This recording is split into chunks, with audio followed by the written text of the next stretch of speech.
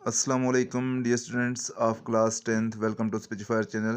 मैं आज आपके साथ एमसीक्यू शेयर करने लगा हूँ chapter number 10 simple harmonic motion and waves के। Mohammad Umair Raja, subject specialist physics, आपसे रिक्वेस्ट ये करता है कि अगर आप लोग चैनल पर नए हैं तो चैनल को सब्सक्राइब करें और इस चैनल पर आ जाएं ताकि कोई भी नई वीडियो तो आपको जल्द से जल्द मिल सके। पहले एमसीक्यूज को हम पढ़ते हैं और इसमें क्या कह रहा है कि a mass spring system has mass m attach to spring, what will be effect on its time period if its mass is increased 4 times।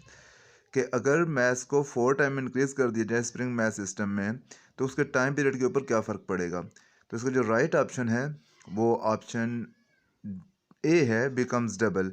अब ये कैसे है ये भी मैं आपको बता देता हूँ।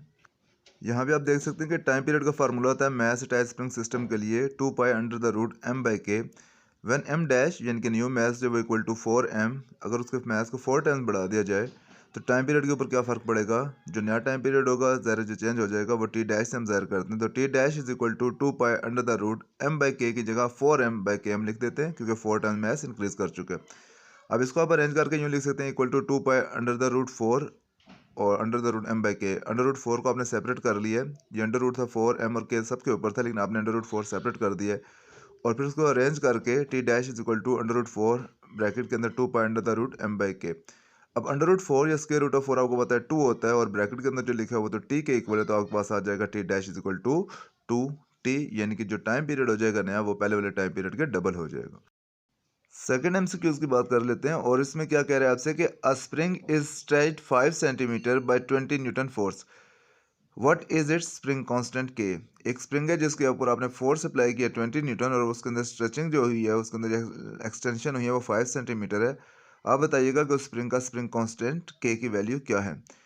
तो इसका राइट ऑप्शन है बी, 400 न्यूटन मीटर। ये किस तरीके से ये भी आप देख लें। यहाँ पे अगर आप देखते हैं तो आपको नज़र आ रहा है कि x इक्वल टू 5 सेंटीमीटर है, जिसे अगर आप मीटर में चेंज करते हैं तो आपके पास हो जाता है 5/100 मीटर, यानी कि 0.05 मीटर। अच्छा, फोर्स आपके पास 20 न्यूटन गिवन है और k की वैल्यू आपने फाइंड करनी है। F इज इक्वल टू के एक्स, ये फार्मूला होता है। यहाँ से आप इसको अरेंज कर लें, k उधर रहने दें, x को लेफ्ट साइड पे डिवाइड कर दें तो आपके पास क्या बन जाएगा, k is equal to F/x। Force 20 है और x जो है उसकी वैल्यू 0.05 है। जब 20 को इससे डिवाइड करते हो आपके पास आंसर आ जाता है 400 न्यूटन पर मीटर। तो इसका आंसर जो है वो बी इसका राइट ऑप्शन है। बात करते हैं थर्ड एमसीक्यू की। इसमें क्या कह रहा है आपसे कि if amplitude of simple pendulum is doubled, what happens to its time period. अगर सिंपल टाइम पीरियड के एम्पलीट्यूड को बढ़ा दिया जाए तो उसके टाइम पीरियड के ऊपर फ़र्क क्या पड़ेगा। तो इसका ऑप्शन जो राइट ऑप्शन है वो ऑप्शन डी है, रिमेन सेम। किस तरीके से देख लें आप। यहाँ पे हम लिखते हैं कि as time period t is equal to 2 pi under the root l/g, time period only depends upon length and gravity, gravitational acceleration, but not upon amplitude. यहाँ पे एम्पलीट्यूड का आपको कहीं भी फैक्टर नजर नहीं आएगा। इनके टाइम पीरियड अगर इफेक्ट होता है तो या तो लेंथ ऑफ पेंडुलम से इफेक्ट होता है या फिर ग्रेविटेशनल एक्सेलरेशन g से, ग्रेविटी से। इसमें एम्पलीट्यूड का कोई भी फैक्टर नहीं है। इस वजह से एम्पलीट्यूड को अगर आप डबल भी कर दें या 3 टाइम्स भी बढ़ा दें तो आपके पास जो टाइम पीरियड है उस पर कोई फ़र्क नहीं पड़ने वाला, टाइम पीरियड रिमेंस सेम। तो इसका ऑप्शन डी है आपके पास। उसके बाद नेक्स्ट है हमारे पास 4 के time period of simple pendulum will be smallest at. कहाँ पे टाइम पीरियड जो वो स्मॉलेस्ट होगा, तो इसका ऑप्शन सी है पोल्स, क्योंकि पोल्स पे ग्रेविटी मैक्सिमम होती है। जब में ग्रेविटी मैक्सिमम होती है वहाँ पे टाइम पीरियड स्मॉलेस्ट होगा। ये कैसे, ये भी आप देख लें।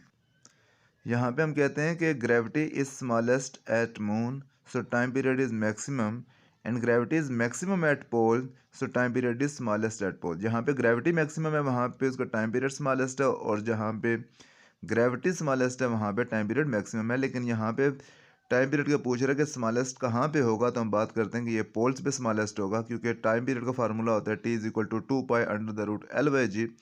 यहाँ पे 2 पाई कांस्टेंट है, लेंथ को भी अगर कांस्टेंट कर दिया जाए तो आपके पास टाइम पीरियड और ग्रेविटेशनल एक्सेलरेशन जी जो वो इन्वर्सली रिलेटेड है। यानी कि जहाँ पे जी की वैल्यू ज़्यादा होगी वहाँ पे टाइम पीरियड स्मॉलेस्ट होगा और सबसे ज़्यादा वैल्यू ऑफ जी जो होती है वो पोल्स पे होती है और बाकी जो है वो वहाँ पे ग्रेविटी की वैल्यू डिफरेंट होती है, कम होती है इक्वेटर पे, मून पे, एक्सेट्रा। तो ऑप्शन सी इसका राइट ऑप्शन है। बात कर लेते हैं एमसीक्यू नंबर 5 जो है, if a body performing simple harmonic motion completes one vibration in 2 seconds, it's frequency of vibration is. इसका ऑप्शन जो है वो ऑप्शन सी राइट ऑप्शन है, 0.5 हर्ट्ज। ये कैसे है ये भी आप देख लें। अच्छा, इसमें टाइम पीरियड आपको गिवन है 2 सेकंड और फ्रीक्वेंसी का फार्मूला आपको पता है कि frequency f is equal to 1/t होता है। t की जगह आप 2 पुट कर दें, आपके पास आ जाएगा 0.5। सो फ्रीक्वेंसी जो उसकी होगी वो 0.5 हर्ट्ज़ होगी, इसलिए ऑप्शन सी जो है वो राइट ऑप्शन है आपका। बात करते हैं एमसीक्यू नंबर 6 की, और इसमें आपसे क्या कह रहा है कि 360 waves are passing through a point in a river in 1 hour. किसी दरिया में, किसी रिवर में एक 1 आवर में 360 वेव्स पास कर रही हैं। Time period of the wave is, अब टाइम पीरियड आपने बताने की क्या है, तो इसका जो राइट ऑप्शन है वो आपके पास क्या हो जाएगा, 10 सेकेंड। कैसे, हम देख लेते हैं इसको। अच्छा, हम इसमें देखते हैं कि नंबर ऑफ वेव्स हमें गिवन है n 360 waves, time t 1 hour, जिसको सेकंड में कन्वर्ट करते हैं तो आपके पास आ जाता है 3600 सेकंड। फ्रीक्वेंसी f ये हमें नहीं पता, फ्रीक्वेंसी हम फाइंड करेंगे, उससे हम टाइम पीरियड बाद में फाइंड कर लेंगे।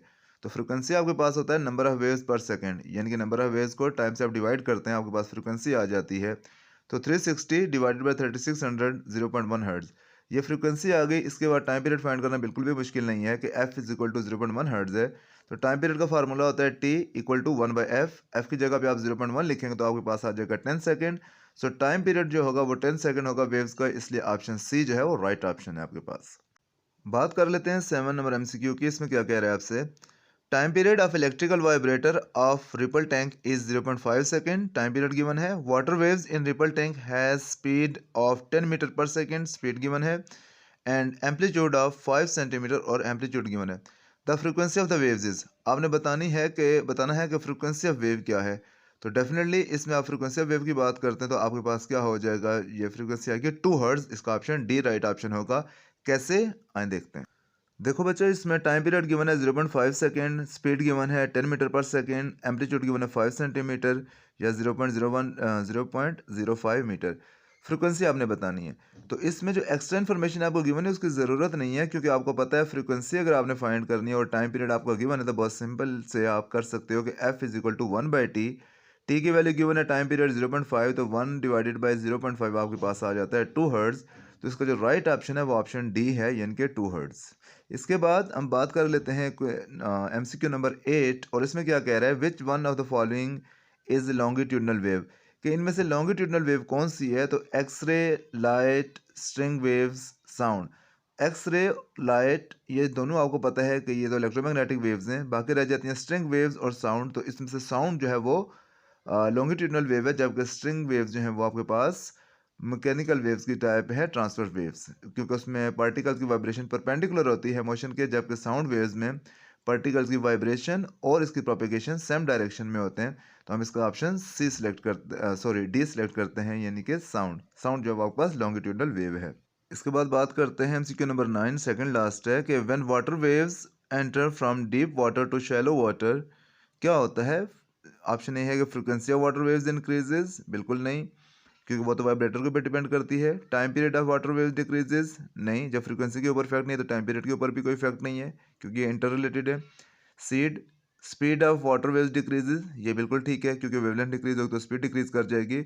Wavelength of water waves increases, बिल्कुल नहीं। यहाँ पे आप देख सकते हैं 9 नंबर वाला, कि speed of water waves decreases as v is equal to F lambda होता है आपके पास।